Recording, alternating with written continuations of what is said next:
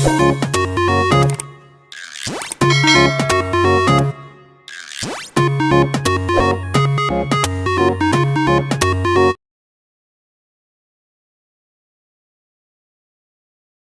जो अगला चैप्टर शुरू करना है उसके बारे में पहले सुनिए और समझिए। अगला चैप्टर जो आपका है उसका नाम है एपी। क्या नाम है? अरिथमेटिक प्रोग्रेशन है उसका। क्या है? अरिथमेटिक प्रोग्रेशन, जिसको शॉर्टकट में कहते हैं एपी। आप जनरली एपी नाम ही यूज करेंगे, सभी वही यूज करते हैं। लेकिन तुम ऐसी बहुएं नहीं हो जो अपने मन से काम करें। तुम वैसी बहुएं हो जिनको सास जबरदस्ती डंडा देके काम कराती हो और जितना बताती हो उतना ही करती हो, उससे आगे अपना दिमाग नहीं चलता। अब इधर सुनिए, आपने छोटी क्लासेस में ये इससे देखो एपी का कंसेप्ट बिल्कुल भी क्लास 9th में तो कुछ नहीं था। क्लास 9th में तो ये नाम ही नहीं था, ना इससे रिलेटेड कोई चैप्टर था। लेकिन क्लास 8th में भी नहीं था। उससे पहले छोटी क्लासेस में 5th 8th में तुमने पैटर्न्स पढ़े थे। एक होते हैं पिक्चर पैटर्न और एक होते हैं नंबर पैटर्न। होते नहीं होते हैं? पिक्चर पैटर्न में क्या होता है, जैसे अपने घर में आप देखते हो कोई चादर है या कोई आजकल वो नहीं होते हैं वॉलपेपर है, तो उसमें एक ही पैटर्न बना होता है। ऐसे चादर के किनारे पे कोई डिज़ाइन बनी होती है तो वो सीक्वेंस में होती है कि इसके बाद ये फिर इसके बाद ये। तो पैटर्न जो होते हैं उसमें हमेशा क्या होता है, सीक्वेंस होता है। पैटर्न से अगला वर्ड आया सीक्वेंस, सीक्वेंस से अगला वर्ड आया एपी। ठीक है? प्रोग्रेशन मतलब एपी नहीं, इसमें एपी जीपी एचपी 3 होती है। आपके कोर्स में एपी है, अगली 2 शायद 11th में है, 11th 12th में कहीं है, पहले सब 10th में ही होती है। तो जब हम अगली चीज़ को प्रिडिक्ट कर सकते हैं या पहली चीज़ को, अगर उल्टी सीरीज जा रही है तो पहले वाली चीज़ को प्रिडिक्ट कर सकते हैं, तो उसी को क्या कहते हैं, प्रोग्रेशन कहते हैं या सीक्वेंस कहते हैं। जैसे पिक्चर पैटर्न की मैं बात करूँ तो अगर मैं ऐसे बना दूँ, अब तुम बिल्कुल समझ जाओगे। पहले एरो ऊपर था, फिर राइट था, फिर नीचे था, फिर इधर है, अगला फिर से ऊपर आएगा। कॉमन सी बात है। अगले में 3 बॉक्स छोड़ दूँ तो आप अगले 3 लिखोगे कि नहीं लिखोगे? This is a picture pattern. ठीक है? तो ये पिक्चर पैटर्न। ऐसे ही नंबर का पैटर्न जो है, मैं लिखूँ 2, फिर लिखूँ 3, फिर लिखूँ 2, फिर लिखूँ 3, तो आप समझ जाओगे कि ये रिपीट हो रहा है। अगले आप लिख लोगे, 3 4 में जितने भी बॉक्स लगा दूँ आप लिख लोगे। अगर मैं लिखूँ 2, फिर लिखूँ 1, फिर लिखूँ 0, फिर लिखूँगी -1, तो आप अगले 3 4 प्रेडिक्ट कर लोगे कि नहीं करोगे? लेकिन अगर मैं लिखूँ 2, फिर 4, फिर 8, फिर 9, फिर 11, फिर 36, क्या इसमें कोई पैटर्न है? नहीं। अगर मैं आपसे कहूँ कि अगले 3 नंबर लिखो तो आप प्रेडिक्ट नहीं कर पाओगे, क्योंकि इन नंबर्स के बीच में कोई रिलेशन ही नहीं है। ये मैंने ऐसे ही लिख दिया, लेकिन यहाँ आप प्रेडिक्ट कर लोगे कि अगला नंबर क्या आएगा। और अगर उल्टी सीरीज लिखी जाए तभी भी आप प्रेडिक्ट कर लोगे। तो इसी को कहते हैं प्रोग्रेशन। क्या कहते हैं? प्रोग्रेशन। ये एक होती है एपी, ठीक है, अरिथमेटिक प्रोग्रेशन। एक होती है जीपी। जीपी में मल्टीप्लिकेशन से निकलता है अगला टर्म, और एपी में एडिशन या सब्ट्रैक्शन से निकलता है। ठीक है? तो एपी वही होती है जिनके नंबर्स के बीच में ऐसी सीरीज, ऐसी नंबर सीरीज। पैटर्न तो मैंने आपको सिर्फ समझाने के लिए बताया, लेकिन एपी में जो पहला वर्ड है, जो एपी का नाम है, उसका नाम है अरिथमेटिक प्रोग्रेशन। अरिथमेटिक वर्ड का मतलब ही है कि हम नंबर की बात करेंगे। यहाँ पर पिक्चर से कोई मतलब नहीं है। अरिथमेटिक मैथ्स की वही ब्रांच तो है जिसमें नंबर होते हैं, तो यानी कि नंबर्स के ही बीच में सीरीज है। प्रोग्रेशन माने जो चीज़ आगे बढ़ी, प्रोग्रेस का मतलब ही आगे बढ़ना होता है, तो सीधा सा मतलब है अरिथमेटिक प्रोग्रेशन माने नंबर की एक सीरीज जो आगे की तरफ बढ़ रही है। ठीक है? तो अरिथमेटिक प्रोग्रेशन में कुछ चीज़ें आपको याद रखनी है। जैसे मैं लिख रही हूँ 2, 4, 6, 8, 10, ये भी एक एपी है। मैंने 2 का टेबल लिखा, दिस इज एन एपी। ठीक है? इसमें क्या है, जो ये वाला टर्म होता है, दीपांशी यहाँ ध्यान देते हैं, तो चटाक एक पड़ेगा अभी। ये फर्स्ट टर्म है। क्या है? First term. पहले टर्म को क्या कहते हैं? First term. फर्स्ट टर्म ही कहेंगे, पहला टर्म है। उसी तरीके से second term, third term, fourth term, जो भी है। ठीक है? फर्स्ट टर्म को यहाँ पर ए से दिखाते हैं। किससे दिखाते हैं? ए से, स्मॉल ए से दिखाते हैं। किससे दिखाते हैं? स्मॉल ए। इसके और इसके बीच का डिफरेंस क्या है? 2, 1 है, 2 है। इसके और इसके बीच का डिफरेंस 2, इसके और इसके बीच का डिफरेंस 2, इसके और इसके बीच का डिफरेंस 2। यानी सब हर 2 सक्सेसिव 2 नंबर के बीच का डिफरेंस सेम है। सेम है कि नहीं? सेम को क्या कहते हैं? कॉमन। क्या कहते हैं? कॉमन। तो कॉमन डिफरेंस कहते हैं, इसका नाम होता है कॉमन डिफरेंस। अगर तुमसे पूछे इस एपी का कॉमन डिफरेंस क्या कहेंगे? 2। कॉमन डिफरेंस को स्मॉल डी से दिखा, that is 2 in this AP and A is 2। ए भी 2 है यहाँ पे और डी भी 2 है। तो इसमें 2 वर्ड ध्यान याद हो गए आपको। एक है फर्स्ट टर्म जिसको ए से दिखाते हैं, स्मॉल ए से। एक है कॉमन। देखो जर्नली हम फर्स्ट टर्म को ए से दिखाते हैं, ठीक है, लेकिन अगर वैसे कहें तो फर्स्ट टर्म को A1 से दिखाने चाहिए, दूसरे को A2 से, A3 से, ऐसे। लेकिन जर्नल जो फॉर्मूला में दिखाते हैं फर्स्ट टर्म को किससे दिखाते हैं? A से ही दिखाते हैं। सेकंड टर्म को A2 कह देंगे, ठीक है, बात समझ आ रही है? अब ये 2 चीज हो गई। तीसरी चीज आती है इसमें number of term. Number of term, total कितने टर्म्स है एपी में। अगर मैं इस एपी का लास्ट टर्म बता दूं, अगर काउंटलेस है तब तो छोड़ो, अगर मैंने कुछ लिखी लेकिन ये कुछ लिमिटेड टर्म्स है, मतलब जो कहीं पर एंड होंगे, तब इसमें कुछ नंबर ऑफ टर्म्स होंगे ना, 10, 20, 50 कितने भी, तो नंबर ऑफ टर्म्स को दिखाते हैं, नंबर ऑफ टर्म्स को दिखाते हैं एन से, स्मॉल एन से। किससे दिखाते हैं? Small N. फर्स्ट टर्म को किससे दिखाते हैं? स्मॉल ए से। कॉमन डिफरेंस को डी से दिखाते हैं, स्मॉल डी से। नंबर ऑफ टर्म्स को किससे दिखाते हैं? और एक होता है एनथ टर्म। एनथ टर्म का मतलब क्या हुआ? एनथ का मतलब हुआ कोई सा भी जनरल टर्म है, माने जनरल टर्म। जनरल माने कोई सा भी टर्म अगर मैं पूछूं, फॉर एग्जांपल अगर मैं तुमसे कहूँ छोटी सी अगर कोई सीरीज लिखूं 2, जैसे ये लिख देती हूँ 1 2 3 4। अब मेरे को इसका 7वां टर्म कौन सा होगा? 7 ही होगा। तो 7वां जो मैं पूछ रही हूँ, जो सा वाला मैं टर्म पूछ रही हूँ वही एनथ टर्म, ठीक है। मतलब कोई जनरल टर्म तुमसे पूछा जाए, एक एपी तुम्हें लिख के दे दी, ठीक है, तो उससे तुम्हें देखने से ये तो पता चल जाएगा इसमें पहला टर्म क्या है, यानी ए क्या है, इसका डी क्या है, ये तो सब तुम्हें पता चल जाएगा। और मैं तुमसे पूछूं ये बताओ कि अगर इस एपी में टोटल टर्म 50 है, टोटल टर्म जो मैंने बताया वो क्या बताया? एन। जो टोटल टर्म मैंने तुम्हें बताया एपी में वो क्या बताया? एन। नंबर ऑफ टर्म्स भी बता दिए, 3 चीजें बता दी मैंने तुम्हें। एपी लिख के दे दी तो एपी को देखने से तुम्हें ए और डी तो देखने से ही पता चल जाएगा। या अगर मैं लिख के नहीं दे रही तो मैं बताऊंगी कि एक एपी है, उसका फर्स्ट टर्म ये है, उसका कॉमन डिफरेंस ये है और उसमें नंबर ऑफ टर्म्स इतने हैं। तो नंबर ऑफ टर्म्स जो मैं बता रही हूँ एन की वैल्यू बता रही हूँ। जैसे मैं एग्जांपल के तौर पे मैंने कहा कि नंबर ऑफ टर्म्स कितने? 50 है, तो ये बताइए उस एपी का 31वां टर्म क्या होगा, ठीक है। ये मैं अगर क्वेश्चन पूछूं कि 31वां टर्म क्या होगा, तो जो मैं 31वां टर्म पूछ रही हूँ वो मैं एनथ टर्म की बात कर रही हूँ। मतलब कोई सा भी 31वां, 32वां, 16वां, 50वां, 17वां, 18वां जो भी जनरल पूछते हैं दैट इज एनथ टर्म, और उसको दिखाते हैं टी एन से। आपकी बुक में ए एन से दिखाया होगा, ए एन से या टी एन से। हम लोग जब पढ़ते थे तो टी एन से ही दिखाते, तो मैं जनरली टी एन ही लिखती हूँ, आप ए एन भी लिख सकते हैं, आपकी बुक में ए एन भी होगा, ठीक है। तो 4 चीजें हो गई। तो सबसे पहले एपी में आपने क्या सीखना है कि अगर हमें किसी एपी का फर्स्ट टर्म पता है, मान लिया फर्स्ट टर्म 3 है, और किसी एपी का मुझे कॉमन डिफरेंस भी दे रखा है, और अब मैं तुमसे कह रही हूँ इस एपी के पहले 5 टर्म निकालो, ठीक है। तो तुम पहला टर्म लिखोगी 3 लिखोगी, दूसरा टर्म इसमें ये जोड़ दोगी यानी 3 + 2 यानी कि 5। अगली बारी में तुम इसमें और जोड़ दोगी, या तो 5 में 2 जोड़ दोगी या 3 में 2 बार 2 जोड़ दोगी, एक ही बात है। अगला हो जाएगा 5 + 2, उसका अगला हो जाएगा 7 + 2, ठीक है। तो यानी कि पहला टर्म अगर a है तो दूसरा टर्म क्या है? a + d है, d है कि नहीं। तीसरा टर्म क्या है? a + 2d है। कैसे? जो मैं 5 + 2 लिख रही हूँ इसको मैं 3 + 4 भी लिख सकती हूँ, यानी पहला टर्म और उसमें d का डबल, समझ गए ना? पहला टर्म और d का डबल, और अगले वाले को मैं लिख सकती हूँ पहला टर्म और d का ट्रिपल, यानी a + 3d। समझ में आ गया? कुल मिला के मैं कर क्या रही हूँ? पहले टर्म में d ऐड करा मुझे ये मिला, दूसरे टर्म में फिर से d ऐड करा मुझे ये मिला, 2d हो गया, तीसरे टर्म में फिर से d ऐड करा मुझे ये मिल गया, ठीक है।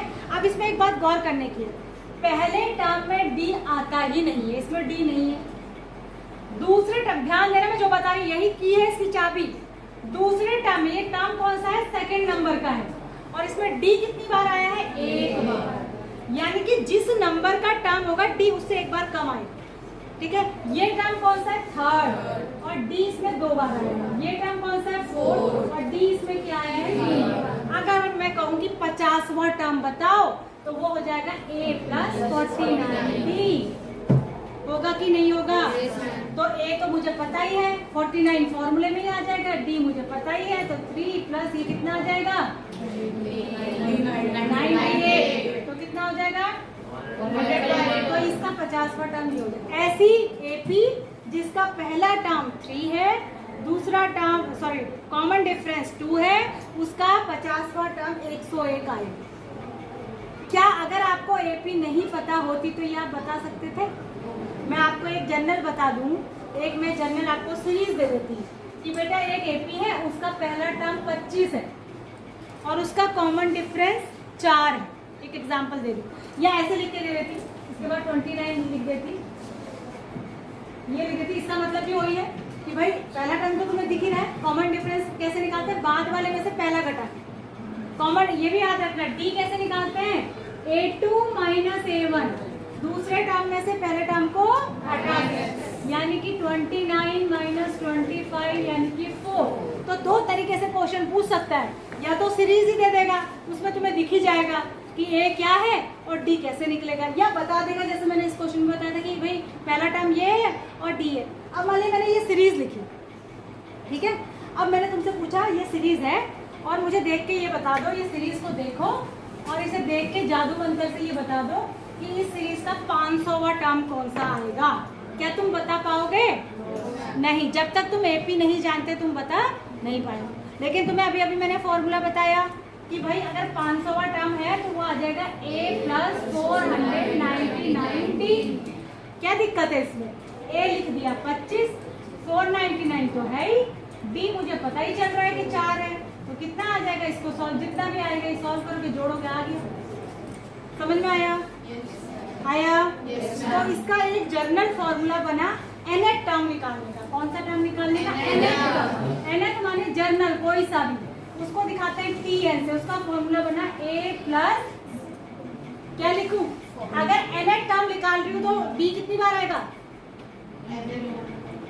अगर nवें नंबर का टर्म निकाले तो B कितनी बार आएगा? n minus 1।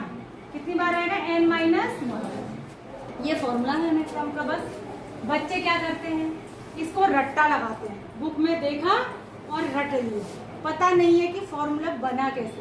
ये मैंने जो तुम्हें पूरी कहानी इतनी है हिस्ट्री ज्योग्राफी और क्या होता है सिविक्स और अर्थशास्त्र समाजशास्त्र सब बताया, ये इसलिए बताया कि ये फॉर्मूला कहाँ से आता है।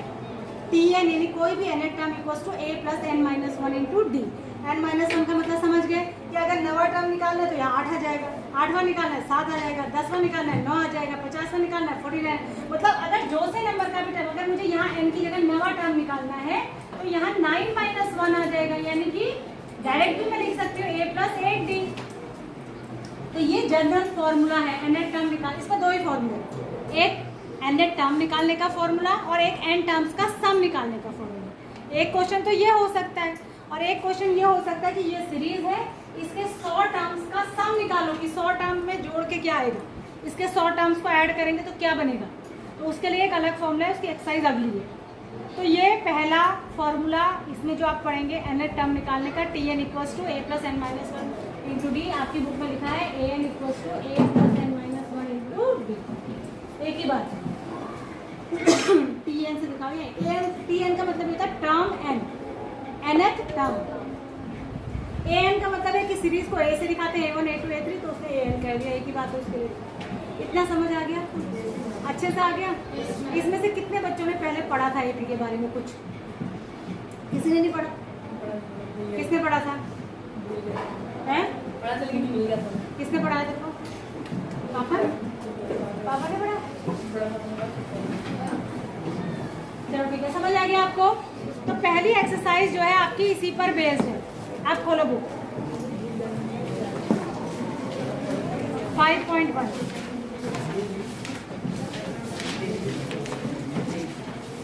ये जो मैंने आपको बेसिक्स बताए ये आपको नोट भी करने हैं कि फर्स्ट टर्म ये होता है, ठीक है। एपी में ए क्या होता है, डी क्या होता है, टीएन क्या होता है, एन क्या होता है, सब बारी बारी से आपको लिखने हैं। पहले बेसिक्स लिखोगे, फिर nth टर्म का फॉर्मूला भी लिख लोगे, Tn equals to A plus N minus one into D या An equals to A plus N minus into D. ठीक है, उसके बाद एक्सरसाइज पे आ जाओ।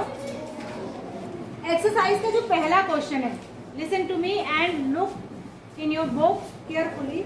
एक्सरसाइज का जो पहला क्वेश्चन है वो उसमें आपसे ये पूछ रहा है, ये जो स्टेटमेंट मैंने दी है ये एपी बनाएंगे कि नहीं बनाएंगे। पहले मैं आपको यही बताना है, ध्यान से सुनो। नीचे मेरी शक्ल पे मत देख, 2 साल से देख रहा होगा वैसी ही है। नीचे देखो, पहले हो गई, पहला देखो, the taxi fare after each kilometre when the fare is ₹15 for the first kilometer and 8 for each additional kilometer, तो क्या ये एपी बनाएगा? भाई हम टैक्सी से कहीं जा रहे हैं, वही सेम क्वेश्चन है, वही क्वेश्चन है, इनको क्वेश्चन ही नहीं मिलते दूसरे दिन से, वही घुमा फिरा सर दर्द हो जाता है। ये कह रहा है कहीं जा रहे हैं, पहले किलोमीटर के लिए फिक्स किराया है 15 रुपये और उसके बाद हर किलोमीटर पे 8-8 रुपये ऐड होते जा रहे हैं, तो दूसरे किलोमीटर के लिए क्या हो जाएगा 15 + 8, तीसरे के लिए हो जाएगा, ये कितना आया 15 और ये कितना आ गया 23, फिर अगले में 8 और ऐड करो 31, फिर और करो। ये पूछा है एपी बनाना, बिल्कुल बना रहा है भाई। एपी बनाने के लिए बस एक ही चीज चेक करनी होती है, कॉमन डिफरेंस। हम देखेंगे 23 में से 15 माइनस करेंगे तो भी 8 आता है, 31 में से 23 माइनस करेंगे तो भी 8 ही आता है। दो ही को चेक करना है, अगर सेम आ रहा है तो हम लिख देते हैं D1 इक्वल्स टू D2, तो इसका मतलब एपी और यहाँ पर तो खुद ही 8 ऐड करने को कह रहे हैं, तो सेम नंबर ऐड कर रहे हैं तो एपी बनेगी तो नहीं। अगला देखो, the amount of air present in a cylinder when a vacuum pump removes 1/4 of the air remaining in the cylinder at a time. ये कह रहा है एक सिलेंडर है, यहाँ देखो ये क्वेश्चन थोड़ा सा अटपटा है, ये सिलेंडर है, ठीक है, इसमें कुछ एयर भरी हुई है, मान लिया 64 है एयर का अमाउंट, ठीक है। अब ये कह रहा है वैक्यूम पंप से हम प्रेस कर रहे हैं, एयर को कंप्रेस कर रहे हैं तो एयर दबेगी, तो अगर एक बार में 1/4 पार्ट एयर का रिमूव हो जाता है, और हर बार ऐसा ही होता है, जितना बचा होता है उसका 1/4, जितना बचा होता है उसका 1/4, तो एपी बनेगी। देखो पहली बार में कितना है 64, मैं तुम्हें एग्जाम्पल के साथ समझा रही हूँ, इससे कंफ्यूजन ना रहे। पहली बार में मैंने इसका 1/4 रिमूव कर दिया तो कितना बचा 60, फिर मैंने जो बचा था उसका 1/4 रिमूव कर दिया तो कितना बचा 4, फिर जो बचा था उसका 1/4 रिमूव कर दिया, क्या एपी बन रही है? किसने बोला? कॉमन डिफरेंस सेम का है, 60 माइनस 64 कुछ और आएगा, 4 माइनस 16 कुछ और आएगा, 1 माइनस 4 कुछ और आएगा, तो ये D1 D2 D3 सब अलग अलग आएंगे। D1 is not equals to D2 is not equals to D3, वैसे दो ही निकालना काफी है, तो ये नहीं है एपी, ये जीपी है, ठीक है। जीपी तुम्हारे कोर्स में भी है नहीं, ये एपी नहीं है। एपी में कॉमन डिफरेंस क्या आना चाहिए? समान आना चाहिए, सेम आना चाहिए। अगला देखो, the cost of a digging a well after every metre, कुछ मजदूरों को बुलाया, एक कुआं खुदवाना है, ठीक है, तो उसने कहा कि 150 पर metre, sorry when it cost 150 for the first metre, उसने कहा भाई 1 मीटर का गड्ढा खोदूंगा तो 150 रुपये लूंगा, फिर 2 मीटर, उसके बाद जितने भी मीटर खुद पहले में वो कह रहा है पहले में मेहनत ज्यादा है, तो पहला 1 मीटर का जो गड्ढा खोदूंगा उसमें 150 रुपये लूंगा, उसके बाद जो फिर खोदता जाऊंगा अगले मीटर के लिए 50-50 रुपये बढ़ाता जाऊंगा, तो फिर 200 हो जाएंगे, फिर 250 हो जाएंगे, फिर 300 हो जाएंगे। This is an AP, yes, क्योंकि डी दो सब में क्या है बराबर ही है, 50 रुपीज है डी, तो एपी बिल्कुल है। अगला, the amount of money in the account every year when 10,000 is deposited, 10,000 है ना, कंपाउंड इंटरेस्ट में कभी भी एपी नहीं है। कंपाउंड इंटरेस्ट में इंटरेस्ट पे इंटरेस्ट मिलता है, हर बार बराबर कैसे होगा भाई? पहले मैंने 100 रुपये जमा करे, मान लिया मुझे 10% इंटरेस्ट मिल रहा है, तो अगली बार मुझे 110 रुपये मिल जाएंगे, अगली बार इंटरेस्ट इस पे लगेगा, इसका 10% निकालेंगे तो वो 11 रुपये हो जाएगा। तो पहली बार 100 रुपये थे, फिर 110 हुए, फिर 11 जुड़ेंगे तो 121 हो जाएंगे। कहाँ डिफरेंस बराबर है? कॉमन डिफरेंस बराबर होना चाहिए, लेकिन कंपाउंड इंटरेस्ट में हर बार इंटरेस्ट पे इंटरेस्ट लग जाता है ना। नए जो अमाउंट होता है उसमें मैंने आपको 8 में खूब अच्छे से बताया था ये, तो ये कभी भी एपी नहीं होगी क्योंकि इसमें डी इक्वल नहीं है। अगला देखो, second question, right first term first 4 term of the AP, ये मैंने अभी तुम्हें एग्जांपल से बता दिया। एक आपको ए दिया है, डी दिया है, कह रहा है पहले 4 टर्म, ए 10 दिया है, बी भी 10 ही दिया है, तो पहला टर्म तो 10 ही हो गया, दूसरा क्या हो गया 10 और 10 20 हो गया, फिर डी ऐड कर 20 हो गया। ऐसे पहले 4 टर्म निकालोगे, नहीं निकाल लोगे नेगेटिव वाले का ध्यान रखने से। तीसरा है ए है 4, डी है -3, ए क्या है 4 है, डी क्या है -3। जब माइनस वाला नंबर ऐड करोगे तो कम होता जाएगा, तो पहले 4 है तो फिर -3 हो गया तो क्या बचा 1, फिर -3 हो गया तो क्या बचा -2, फिर -3 हो गया तो -5, फिर -3 हो गया तो -3। तो इस तरीके से याद रखो, माइनस वाले नंबर का ध्यान देना, ये नहीं कि जोड़ते चले गए इसको भी, भाई हम कर तो ऐड ही रहे हैं लेकिन हो तो घट जाएगा ना, वो होगा या नहीं? तो ये ध्यान रखना। ऐसे ही जहाँ पे 1/2 है वहाँ पे भी ध्यान रखना, करना वही है, पहले 5 टर्म निकाल। उसके बाद है अगला तीसरा क्वेश्चन, देखो for the following APs right the first term and the common difference. ये ओरल है, पहली एपी जो दी है नीचे देख, नीचे नीचे पहला जो तीसरे का पहला क्वेश्चन है उसका फर्स्ट टर्म बताओ क्या है और कॉमन डिफरेंस क्या है -2। ध्यान रखना बाद वाले में से पहला घटाना है, और अगर सीरीज डिक्रीज हो रही है, अगर इधर बड़ा नंबर था और इधर को घटता जा रहा है तो उसका डी हमेशा नेगेटिव में ही आएगा, ठीक है। डी का बच्चे क्या सोचते हैं, डी का मतलब घटाना है तो कुछ भी लिखा, इसमें से जो बड़ा दिखता है उसमें से घटाना, बाद वाले में से पहला घटाना। वैसे भी कॉमन सी बात है, अगर सीरीज घट रही है तो डी हमेशा क्या होगा, नेगेटिव होगा, हमेशा क्या आएगा, नेगेटिव होगा, ठीक है। ऐसे दूसरे में बताओ, सेकंड वाले में ए तो है -5 और डी क्या होगा प्लस का 4 हो जाएगा। यहाँ सीरीज बढ़ रही है, घट नहीं रही है। माइनस में जो नंबर जितना छोटा दिखता है वो उतना बड़ा होता है, तो -1 -5 डी निकालने के लिए तो ये ऐसा हो जाएगा, तो प्लस का 4 आ जाएगा। बाद वाले नंबर में से पहले को घटाना है, ठीक है, माइनस करना। उसके बाद तीसरे में क्या है, ए क्या 1/3 और डी क्या हो जाएगा 5/3 - 1/3 यानी कि 4/3, ठीक है। कर लेंगे ना? अब बताओ, ऐसे क्वेश्चन भी है क्लास 10 में, कितनी शर्म की बात है, 21 लाए गए क्वेश्चन। उसके बाद भी बच्चों को लगता है बहुत ही टफ है बोर्ड की क्लास। मैंने आपसे पहले ही कहा था कि 9th ज्यादा टफ है, 10th टफ नहीं है।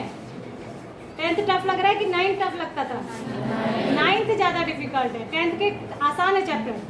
अगला देखो, which of the following are AP, इसमें चेक करना है आपको एपी है या नहीं है। तो क्या निकाल के चेक करेंगे, डी। पहला जैसे पहला मैं बता रही हूँ, इसमें लिखा है 2 4 8 16, तो पहले मैं निकालूंगी D1, उसके लिए मैं लिखूंगी A2 - A1 4 - 2 = 2। फिर मैं निकालूंगी D2, उसके लिए लिखूंगी A3 - A2 यानी 8 - 4 यानी कि 4। बराबर नहीं आ रहा, D1 D2 के बराबर नहीं आ रहा, AP नहीं है। जहाँ आ जाएगा वहाँ यस, जहाँ नहीं आएगा वहाँ नो। तरीका यही है करने का, पूरा एक्सप्लेन करके ऐसे करना है। क्लियर है? yes, इसमें आपसे सारे नहीं समझ में आएंगे, आपको जितने होंगे कर लेना, जो रूट फूट ये वो वाले में कर लेना।